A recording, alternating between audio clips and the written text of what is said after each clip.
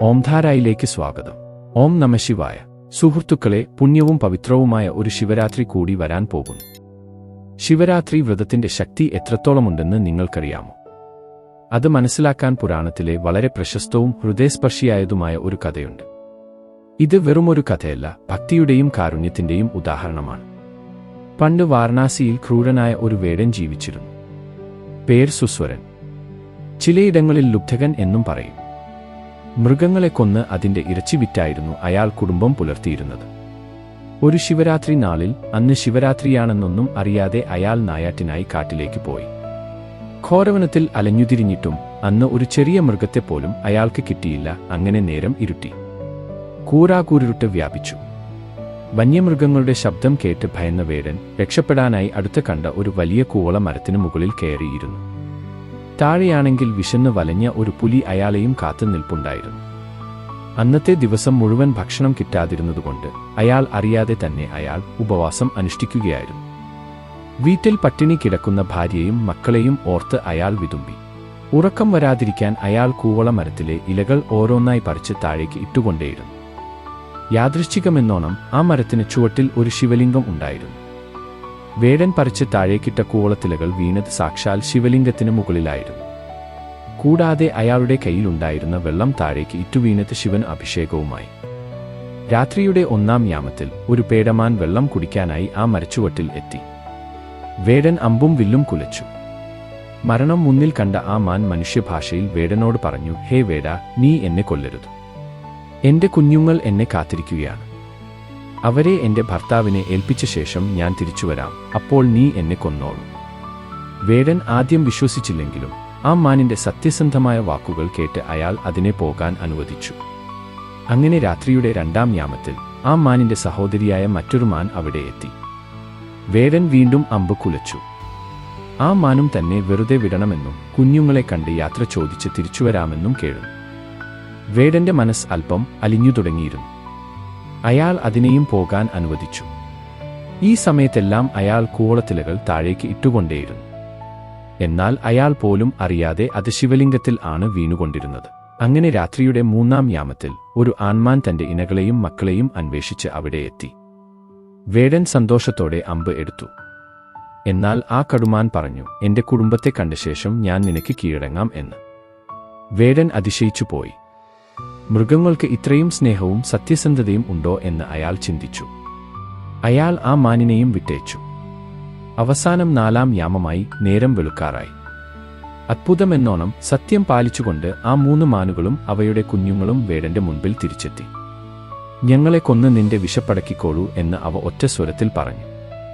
എന്നാൽ ആ കാഴ്ച വേടന്റെ കഠിനമായ ഹൃദയത്തെ തകർത്തു കളഞ്ഞു. മൃഗങ്ങൾ കാണിക്കുന്ന ത്യാഗം പോലും മനുഷ്യനായ തനിക്ക് ഇല്ലാതെ പോയല്ലോ എന്ന് അയാൾ ചിന്തിച്ചു. പശ്ചാത്താപത്താൽ അയാളുടെ കണ്ണുകൾ നിറഞ്ഞു. അയാൾ അമ്പും വില്ലും വലിച്ചെറിഞ്ഞു. ഇനി ഒരു കാലത്തും ജീവികളെ കൊല്ലില്ലെന്ന് അയാൾ പ്രതിജ്ഞ എടുത്തു. അറിഞ്ഞുകൊണ്ടല്ലെങ്കിൽ കൂടി ശിവരാത്രി നാളിൽ ഉപവാസം, ജാഗരണം, കൂവളത്തില കൊണ്ടുള്ള അർച്ചന, അവസാനം കാരുണ്യം എന്ന വലിയ ഗുണം എന്നിവയെല്ലാം ഒത്തുചേർന്നപ്പോൾ സാക്ഷാൽ പരമശിവൻ അവിടെ പ്രത്യക്ഷപ്പെട്ടു. ഭഗവാൻ വേടനെ അനുഗ്രഹിക്കുകയും മോക്ഷം നൽകുകയും ചെയ്തു എന്നാണ് വിശ്വാസം. ഒന്നും അറിയാതെ ചെയ്ത കർമ്മത്തിന് ഇത്രയും ഫലം ലഭിക്കുമെങ്കിൽ തികഞ്ഞ ഭക്തിയോടെയും മനസ്സറിഞ്ഞും നമ്മൾ ശിവരാത്രി വ്രതം നോറ്റാൽ ഭഗവാൻ എത്രത്തോളം അനുഗ്രഹിക്കും എന്ന് ചിന്തിച്ചു നോക്കൂ. പരമശിവനെ പ്രീതിപ്പെടുത്താൻ കഠിനമായ തപസ്സുകൾ വേണമെന്നാണോ നിങ്ങൾ കരുതുന്നത്? എന്നാൽ ഭഗവാൻ ഭോലാനാഥ് ആണ് വളരെ പെട്ടെന്ന് പ്രസാദിക്കുന്നവൻ. ഒരു തുള്ളി ജലമോ ഒരു കൂവളത്തിലെയോ ഭക്തിയോടെ സമർപ്പിച്ചാൽ മതി ഭഗവാൻ കനിയാൻ. എന്നാൽ ശിവഭഗവാന് ഏറ്റവും പ്രിയപ്പെട്ട വഴിപാടുകൾ ഏതൊക്കെയാണെന്നും അവ നമ്മുടെ ജീവിതത്തിലെ തടസ്സങ്ങൾ എങ്ങനെ മാറ്റുമെന്നും നിങ്ങൾക്കറിയാമോ? നിങ്ങളുടെ വീട്ടിലെ ഐശ്വര്യത്തിനും കുടുംബത്തിലെ ദോഷങ്ങൾ മാറുന്നതിനും ശിവരാത്രി നാളിലോ തിങ്കളാഴ്ചകളിലോ ചെയ്യേണ്ട പ്രധാന കാര്യങ്ങൾ ഈ വീഡിയോയിൽ നമ്മൾ ചർച്ച ചെയ്യുന്നു. വീഡിയോ പൂർണ്ണമായും കാണുക, കാരണം ശിവാനുഗ്രഹം ലഭിക്കുന്ന ഒരു ചെറിയ മാറ്റം നിങ്ങളുടെ ജീവിതത്തെ തന്നെ മാറ്റിമറിച്ചേക്കാം. ഭഗവാൻ ശിവൻ അഭിഷേകപ്രിയൻ ആണെന്ന് നമ്മൾ കേട്ടിട്ടുണ്ട്. ഇതിന് പിന്നിൽ വലിയൊരു തത്വമുണ്ട്. പ്രപഞ്ചത്തിന്റെ സംഹാരമൂർത്തിയായ ശിവൻ തന്റെ നെറ്റിയിലെ തൃക്കണ്ണിൽ അഗ്നി വഹിക്കുന്നവനാണ്. ആ താപം ശമിപ്പിക്കാനാണ് ഭക്തർ ഭഗവാന് കുളിർമയുള്ള അഭിഷേകങ്ങൾ നടത്തുന്നത്. ഗംഗയെ ശിരസിലേറ്റിയ ഭഗവാന് വെറുമൊരു പാത്രം ജലം ഭക്തിയോടെ അർപ്പിച്ചാൽ അദ്ദേഹം പ്രസാദിക്കും. മനസ്സിന്റെ അസ്വസ്ഥതകൾ മാറാനും ജാതകത്തിലെ ചന്ദ്രദോഷം പരിഹരിക്കാനും തിങ്കളാഴ്ചകളിൽ ജലാഭിഷേകം നടത്തുന്നത് ഉത്തമമാണ്. കൂടാതെ പാലാഴി മഥനവേളയിൽ ഉയർന്നുവന്ന കാളക്കൂട വിഷം ഭഗവാൻ കുടിച്ചപ്പോൾ ഉണ്ടായ ആന്തരിക താപം കുറയ്ക്കാൻ ദേവന്മാർ പാലഭിഷേകം നടത്തിയെന്നാണ് വിശ്വാസം. അതുകൊണ്ട് തന്നെ ആരോഗ്യ പ്രശ്നങ്ങൾ അലട്ടുന്നവർക്കും ദാമ്പത്യ ക്ലേശങ്ങൾ ഉള്ളവർക്കും പാലഭിഷേകം വലിയ ആശ്വാസം നൽകും എന്നാണ് വിശ്വാസം. അടുത്തതായി ജീവിതത്തിലെ തടസ്സങ്ങൾ നീങ്ങാനും മധുരമായ വചനങ്ങൾ സംസാരിക്കാനുള്ള സിദ്ധി ലഭിക്കാനും തേൻ സമർപ്പിക്കുന്നത് നല്ലതാണ്. കൂടാതെ ഭസ്മം ശരീരത്തിൽ പൂശുന്നതിലൂടെ ഞാൻ വെറും മണ്ണാണെന്നും ഒരു നാൾ ചാരമാകുമെന്നും ഉള്ള തിരിച്ചറിവാണ് ഭഗവാൻ നമുക്ക് നൽകുന്നത്. ഇത് അഹങ്കാരത്തെ നശിപ്പിക്കുന്നു. ശിവപൂജയിൽ ഏറ്റവും പ്രാധാന്യമർഹിക്കുന്ന ഒന്നാണ് കൂവളം. ഇതിനെ ശിവന്റെ വാസസ്ഥലം എന്നാണ് വിശേഷിപ്പിക്കുന്നത്. കൂവളത്തിന്റെ ചുവട്ടിൽ ലക്ഷ്മീദേവി വസിക്കുന്നു എന്നാണ് വിശ്വാസം. അതുകൊണ്ട് കൂവളത്തില സമർപ്പിക്കുമ്പോൾ ശിവപ്രീതിക്കൊപ്പം ഐശ്വര്യവും ലഭിക്കുന്നു. 3 ഇലകൾ ചേർന്ന ഒരു ദളം നമ്മുടെ 3 ഗുണങ്ങളെയാണ് സൂചിപ്പിക്കുന്നത്. അതായത് സത്വം, രജസ്, തമസ് ഇവയെ സൂചിപ്പിക്കുന്നു. ഇവയെ ഭഗവാന്റെ പാദങ്ങളിൽ സമർപ്പിക്കുന്നതിലൂടെ നാം പ്രപഞ്ച സത്യത്തിലേക്ക് അടുക്കുന്നു.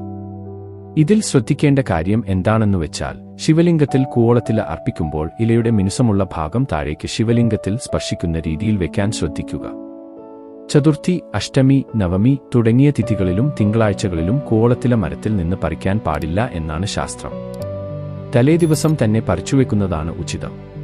ശിവനു പ്രിയപ്പെട്ട പൂക്കൾക്കൊപ്പം ചില പൂക്കൾ ഭഗവാൻ സ്വീകരിക്കില്ല എന്നതും സത്യമാണ്. എരിക്കിൻ പൂവ്, ഉമ്മത്തിൻ പൂവ്, തുമ്പപ്പൂവ് എന്നിവ ഭഗവാന് വളരെ ഇഷ്ടമാണ്. ആഡംബരമില്ലാത്ത കാട്ടുപൂക്കളാൽ പോലും പ്രസാദിക്കുന്ന ദേവനാണ് ദേഹം. എന്നാൽ താഴമ്പൂവിനെ ശിവൻ പൂജകളിൽ നിന്ന് ഒഴിവാക്കി. കാരണമെന്താണെന്ന് വെച്ചാൽ, പണ്ട് ബ്രഹ്മാവും വിഷ്ണുവും തമ്മിൽ ആരാണ് വലിയവൻ എന്ന തർക്കമുണ്ടായി. അപ്പോൾ അവരുടെ ഇടയിൽ ഒരു അഗ്നിസ്തംഭമായി ശിവൻ പ്രത്യക്ഷപ്പെട്ടു. അതിന്റെ ആദിയും അന്തവും കണ്ടെത്താൻ ബ്രഹ്മാവ് മുകളിലേക്കും വിഷ്ണു താഴേക്കും പോയി. അഗ്രം കാണാതിരുന്നിട്ടും താൻ കണ്ടു എന്ന് ബ്രഹ്മാവ് കള്ളം പറയുകയും അതിന് താഴമ്പൂവിനെ സാക്ഷിയാക്കുകയും ചെയ്തു. ഈ കള്ളത്തിന് കൂട്ടുനിന്നതുകൊണ്ടാണ് താഴമ്പൂവിനെ ശിവപൂജയിൽ നിന്ന് വിലക്കിയത്. കൂടാതെ ശിവരാത്രി പോലെ തന്നെ പ്രധാനമാണ് മാസത്തിൽ 2 വട്ടം വരുന്ന പ്രദോഷം.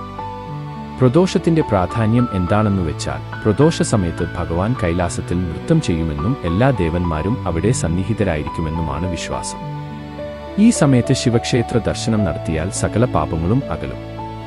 അടുത്തതായി നിങ്ങൾക്കറിയാമായിരിക്കും, ഓം നമഃശിവായ എന്ന മന്ത്രം വെറുമൊരു വാക്കല്ല. ഇത് ഭൂമി, ജലം, അഗ്നി, വായു, ആകാശം എന്നീ പഞ്ചഭൂതങ്ങളെ പ്രതിനിധീകരിക്കുന്നു.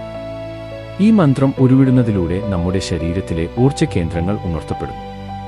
അടുത്തതായി മൃത്യുഞ്ജയ മന്ത്രത്തെക്കുറിച്ച് പറയുമ്പോൾ, അകാലമരണത്തിൽ നിന്നും ഭയത്തിൽ നിന്നും മോചനം നേടാൻ ഈ മന്ത്രം സഹായിക്കുന്നു. ഇത് ശാസ്ത്രീയമായി പോലും മനസ്സിനെ ശാന്തമാക്കാൻ സഹായിക്കുന്ന ഊർജ്ജം സൃഷ്ടിക്കുന്നു. സുഹൃത്തുക്കളെ, ശിവൻ എന്നാൽ മംഗളകരമായവൻ എന്നാണ് അർത്ഥം.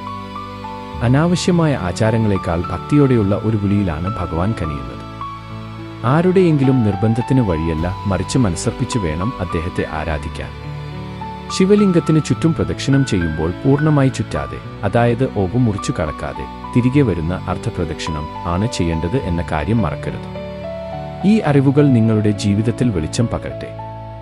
നിങ്ങൾ ശിവഭക്തനാണെങ്കിൽ ഓം നമഃശിവായ എന്ന് താഴെ കമന്റ് ചെയ്യുക. വീഡിയോ ഉപകാരപ്പെട്ടുവെങ്കിൽ പ്രിയപ്പെട്ടവരിലേക്ക് ഷെയർ ചെയ്യുക. ഇതുപോലെയുള്ള ആത്മീയ അറിവുകൾക്കായി നമ്മുടെ ചാനൽ സബ്സ്ക്രൈബ് ചെയ്യുക. വീണ്ടും കാണാം. ഓം നമഃശിവായ.